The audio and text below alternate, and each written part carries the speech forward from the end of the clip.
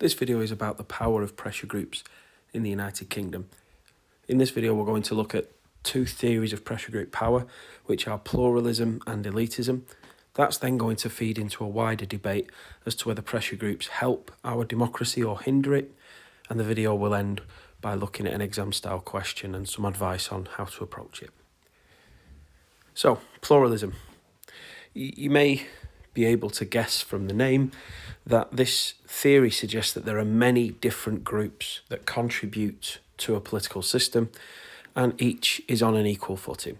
That's not to say that every group has the equal opportunity to influence government, because some groups will not have views that align with government, but the opportunity to influence government is equal for all. So the concept is that these groups compete for power and influence on an equal basis, not that they enjoy equal power. The other theory is elitism. And again, it's pretty self-explanatory, but this theory argues that there isn't an equal footing when it comes to pressure groups attempting to influence government. And in fact, it's a small number of often wealthy interests that dominate pressure group activity and influence government far more than others are able to do. You can see that this table's taken from the textbook. I've just highlighted some key phrases. What we'll do is we'll look at them very briefly, and then in the following slides what we're going to do is try to match some case studies and real life examples to the points being raised in the textbook. We'll look at pluralism first and then elitism. So pluralism fits the very essence of pressure group activity, the idea that individuals can join up to groups to form a collective which will represent the views of the whole to those in power in order to influence government policy. And so it gives people the opportunity to exercise their freedoms of speech and expression. And it's been particularly noted that social media has impacted pressure group activity significantly. Another point raised there is governments are wary of being close to a narrow elite and being seen to be cozying up to a narrow elite, because that doesn't reflect well, particularly at election time. Governments like to be seen to be keeping in touch with and in step with public opinion. We'll talk about some non-hierarchical groups, and then we'll talk about the fact that no pressure group can be seen to be insider forever. Circumstances will dictate their status and their influence. So that's pluralism. And then briefly, elitism is that power is not equally distributed, that there is a powerful, wealthy elite that have the ear of government. These groups have a monopoly of expertise, a monopoly of knowledge and contacts with those in power that other groups do not enjoy. Many of these are undemocratic structures, that the most marginalised groups in society, the ones who need the support of government most, do not enjoy the access that privileged groups do. And that's particularly the case for corporations such as big banks and businesses.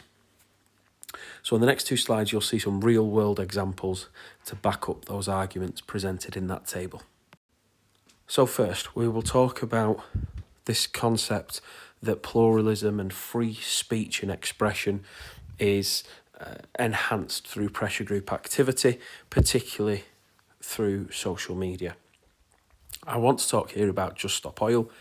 Now, this is a divisive group because of its activities, because it disrupts daily life to try and bring the attention of the wider public to the climate emergency that we face.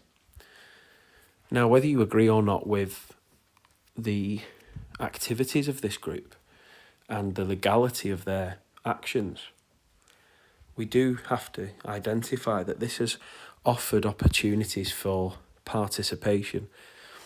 Again, you may not agree with the method of participation. That you may think that civil disobedience defeats the purpose of what this group is trying to achieve. But whether you agree with it or not, we have to identify that thousands of people have been mobilised to join this movement and express their views and their concerns about the climate crisis. And groups like Just Stop Oil have been relying on social media to spread their message, even if that is examples of videos, or it may be articles online that spread through social media and get a negative reaction, because quite often groups like Just Stop Oil and Extinction Rebellion quite often thrive off the media attention that they receive, and social media has certainly helped to increase that. Next, it says that governments are wary of being seen to be elitists and working closely with an elite. And linked to the activities of groups like Extinction Rebellion, which was far more influential before Just Stop Oil emerged in 2021. The government actually declared a climate change emergency in 2019, which was one of the key aims of Extinction Rebellion. And Extinction Rebellion had been taking part in disruptive acts of civil disobedience, but it did seem to have an effect, because when to the final months of Theresa May's premiership, she declared a climate change emergency. There was also a policy which originally was that the UK would plan to be carbon net zero by 2030, which wasn't quite the timescale that Extinction Rebellion was looking for, but it was a similar aim. And what you could argue is, despite the civil disobedience, despite the activities that alienated parts of the public, the government was working in step with this outsider group, performing high-profile acts of direct action. Now, a limitation to that argument is that the government has since reined back on that limit of 2030 and has put that date back to 2050. But you could possibly make the argument that despite their outsider activities, they have had an influence on government. The next point, that many new groups are non-hierarchical and loosely structured, is again suggesting that this is an opportunity for ordinary people to have their say, free from the direction of individuals leading the group from the top. And Black Lives Matter is a good example of that. Some would say that Black Lives Matter isn't a pressure group but a social movement because of this lack of hierarchy. So you could say that recent trends of these non-hierarchical groups, Black Lives Matter, Just Stop Oil, Extinction Rebellion, this is actually pluralist democracy in action, because there is no clearly defined leadership structure. It's open to participation for members up and down the country. Next up, it says there are checks in place that can limit the power of the most entrenched and traditionally powerful interest groups. So this is the idea that no group is powerful forever. The BMA, the British Medical Association, has enjoyed insider status for a very long time. However, the government's NHS policy in particular has led to strike action led by the BMA as far back as 2017. I think I've got the date right there. But we've seen doctors' strikes in 2022 and 2023 as well. And what we see there is an insider group that once had a lot of influence actually losing that insider status and behaving in ways that we would expect from an outsider group. Now, that's not to cast aspersions on the strike action itself and as to whether doctors are right or wrong to do that. It's just surprising to see a once insider group resort to outsider tactics. One thing that's not mentioned in the table but I wanted to mention here is the idea of countervailing groups. The concept of countervailing groups is that everyone has an equal opportunity to put their case forward. It's not that government will listen equally to these groups, but they have the equal opportunity to present their case. So we've got the Action on Smoking and Health, and that is counterbalanced by Forest, which is a pressure group. The freedom to enjoy smoking tobacco, the exact name, the moniker escapes me, but Forest was a pro-smoking pressure group. Ash wanted government policy to be stricter when it came to smoking tobacco. So, for example, Forest campaigned against plain packaging on cigarettes. They felt that it would be confusing for consumers, it would lead to a drop in sales for the major tobacco brands, that people buying cigarettes would be less inclined to smoke their favourite brand, or they may be missold, they may buy the cigarettes that they didn't want. Forest is a civil rights group, and again, the dangers of smoking tobacco, the dangers of smoking cigarettes are well known, but they will say that individuals have the civil right to make that decision for themselves.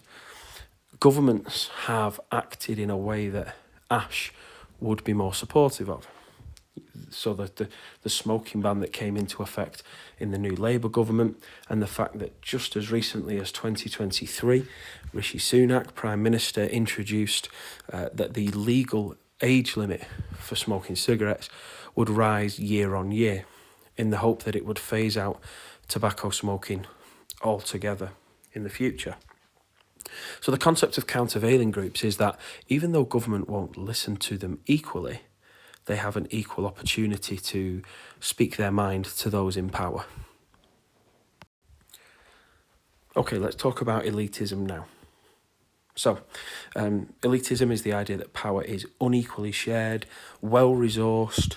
Groups have the ear of government, they have a monopoly of knowledge and expertise that other groups cannot compete with, they're undemocratic in structure, that the most marginalised groups don't get a say, and that corporate interests are too dominant.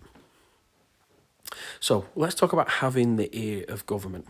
And the group I want to talk about here is the CBI, the Confederation of British Industry. In 2022, at the annual CBI conference, Boris Johnson as Prime Minister and Leader of the Opposition, Keir Starmer, spoke at the conference one day after the other. You can search and find the speeches. There was a strange moment where the Prime Minister was talking about Peppa Pig, that people struggled to make links to the CBI and the purpose of the conference.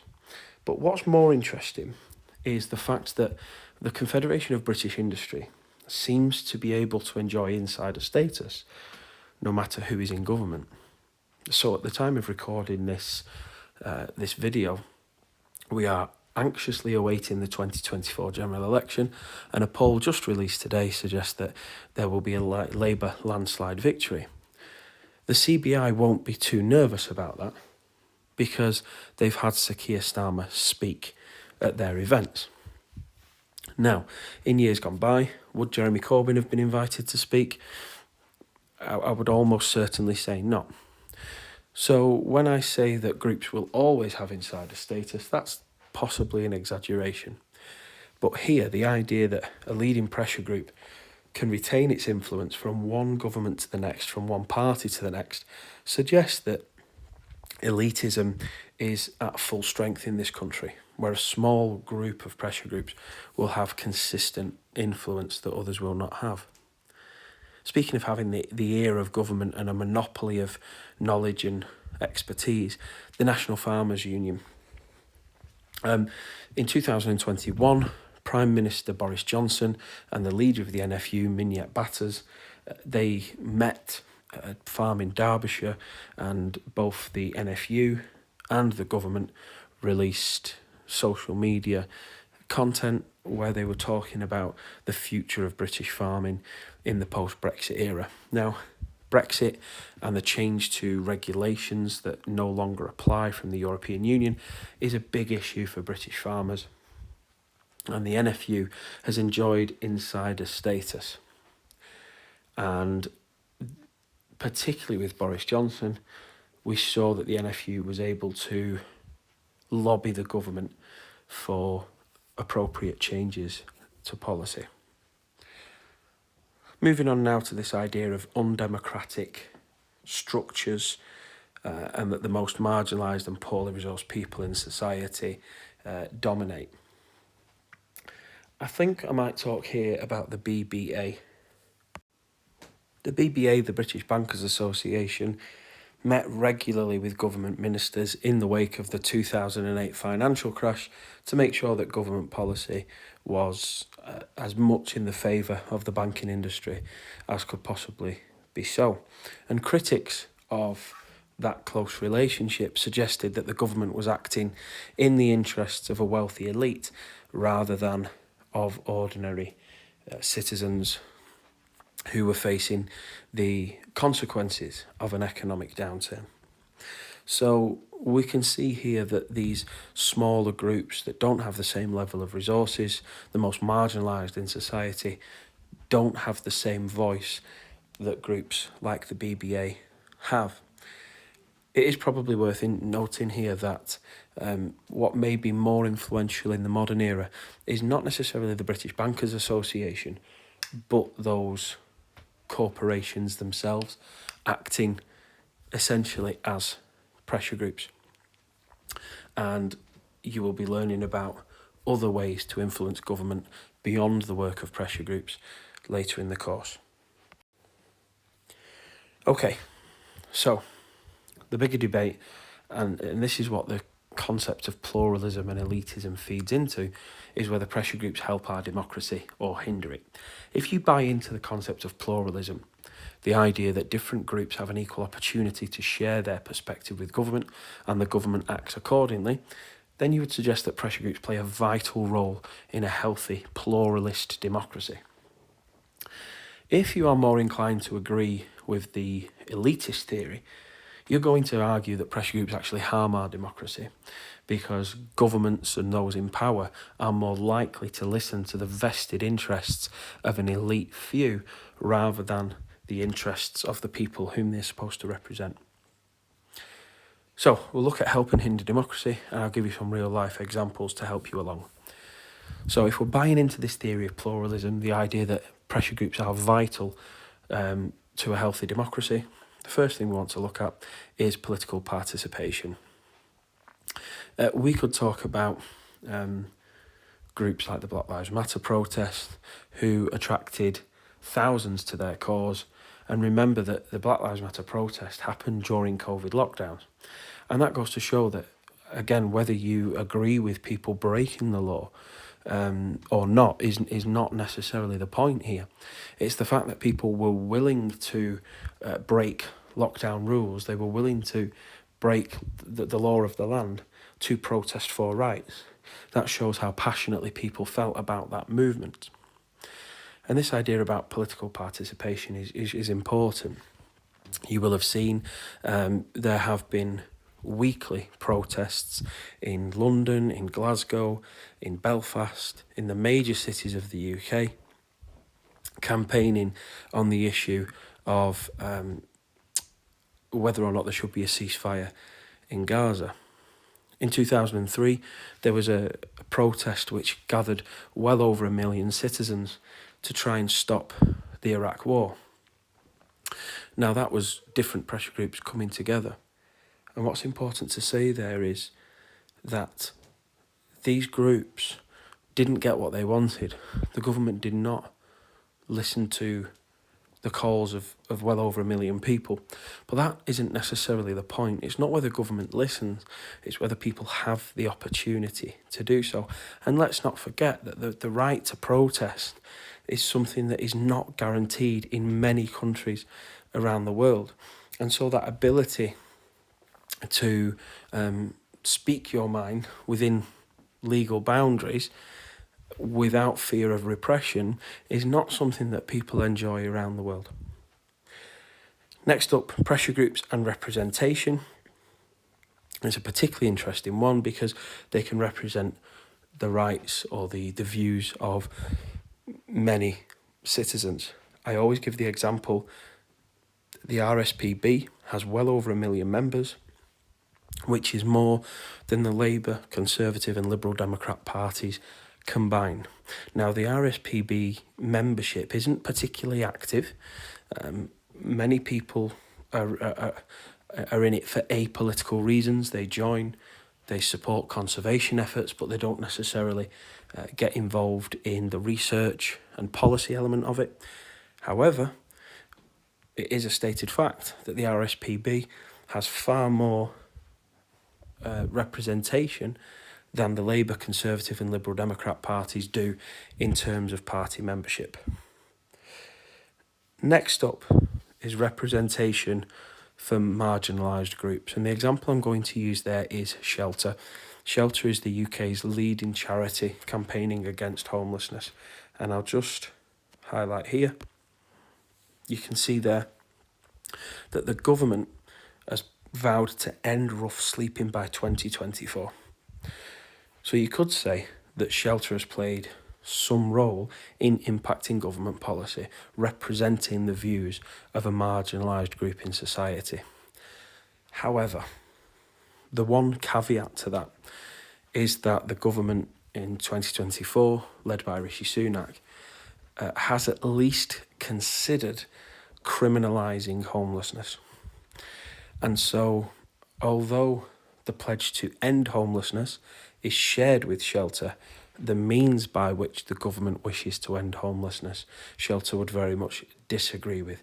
Shelter aim to represent the rights and views of the homeless community of the United Kingdom, and making criminals of those people is not something that Shelter would support.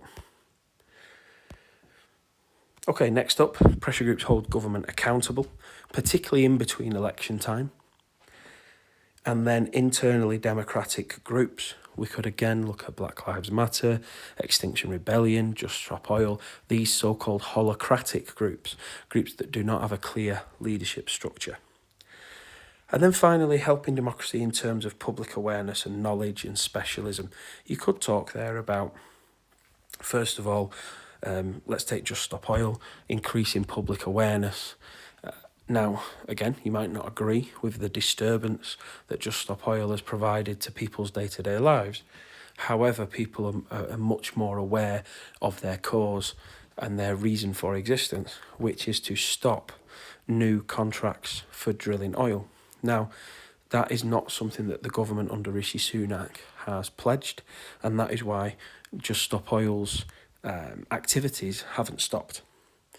Finally, this idea of specialism, you could talk about the CBI, Confederation of British Industry, the NFU, the British Bankers Association. You could say that these groups have an expertise that government ministers do not.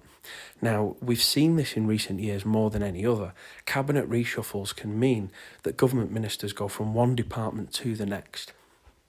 So you can go for Michael Gove, for example, who has been Education Secretary, Justice Secretary, and at the time of recording this video, he's in charge of housing, communities, and levelling up, I believe. And you can see there a government minister who goes from significant departments from one to the other. Jeremy Hunt has gone from being Health Secretary under Theresa May to Chancellor under Rishi Sunak. And so our politicians don't necessarily have the years of expertise that pressure groups have. And that's where they come in and help enhance our democracy by educating and supporting our politicians when it comes to making policy. Okay, the other side of it, pressure groups do not help democracy. The first one is that large-scale participation is rare.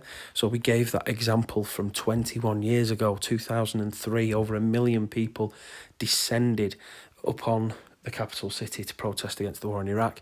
That was and still is to this day the largest demonstration, single demonstration the country had ever seen.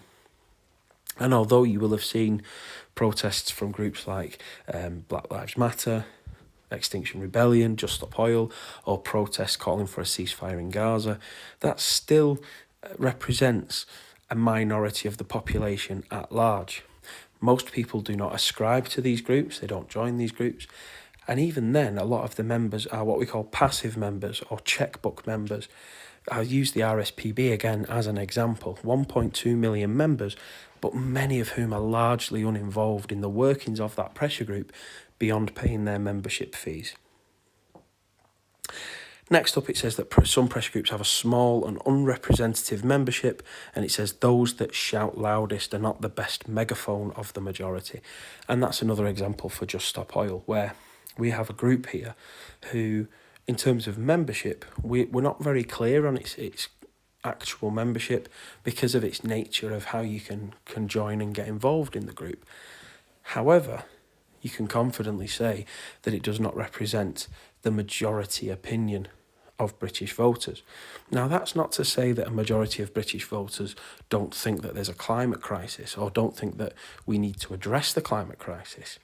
What it means is that a majority of the British public don't agree with the methods of Just Stop Oil. And it's this idea that the loudest is heard, that those who make the most of a disturbance are the ones that hog the media limelight. And actually, you could actually argue with Just Stop Oil that they hinder the movement itself. So there will be some people out there who argue that Just Stop Oil actually alienates people who would otherwise agree with them on the policy. They would agree with them about the climate emergency and that something needs to be done, but their methods alienate ordinary citizens. Next up, it's clear to see that our MPs are elected, they are accountable, but our pressure groups are not. They have no direct democratic mandate. There is no way for the public to directly give their consent or address their displeasure at the actions of a pressure group. Next up, pressure groups have a lot of access points, but that's not necessarily a benefit to democracy. Again, it means that government can become overly reliant on a small group. So we could take the issue of the National Farmers Union here. It's had long, close ties with government. It's enjoyed insider status. However, we are no closer to the British economy, particularly in terms of food, becoming self-sustainable.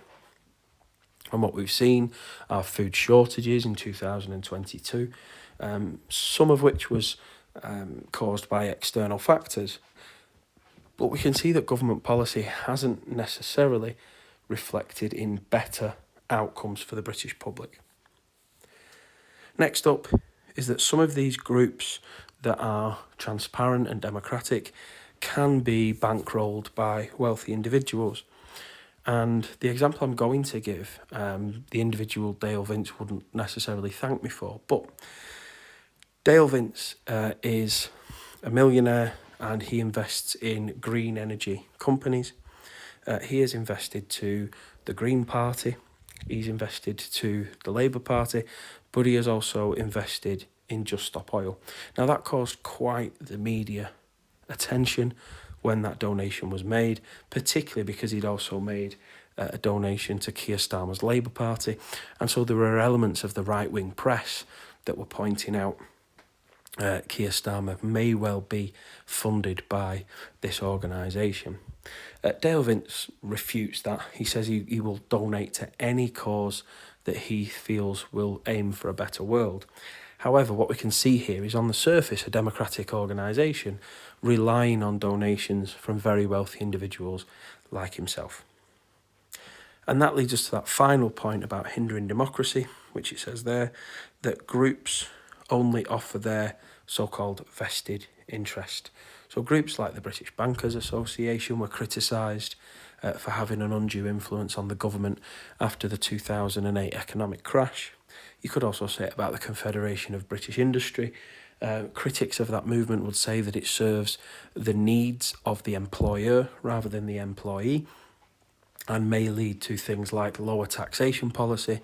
And when tax is lowered, there have to be spending cuts which affect ordinary citizens too. So this idea of vested interest having too much influence on our government could be linked to groups like the CBI. Okay, so that was a lot to take in. We've looked at the concept of pluralism, the concept of elitism, and then whether or not pressure groups generally help our democratic process or not. And that's what this essay asks you to do. Pressure group activity in the UK enhances pluralist democracy. Analyse and evaluate this statement. Putting it into layman's terms, the statement is, pressure groups are good for our democracy. Do you agree?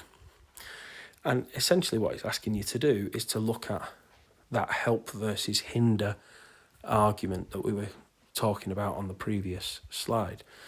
Do pressure groups enhance our democracy, or do they hold it back? Do they enhance pluralism, the idea that every group is equally able to try and influence government? Or actually, do you think that pressure group activity serves the needs of an elite, which is often a wealthy, small group of pressure groups and corporations that have an undue influence on our decision makers? What I would advise for that is making sure that you've got a wide range of examples from the case studies. Remember, in a 25-mark question like this, you've only got 5 marks for knowledge, so don't go too far into the weeds with your examples. Choose your best ones for each point that you're going to make. And remember that 20 of your marks are for analysis and evaluation. So in your analysis, what are you trying to prove with the examples that you've provided? What do your examples show about pressure group activity? Is it suggesting that they enhance pluralism or elitism? Is it helping our democracy or holding it back?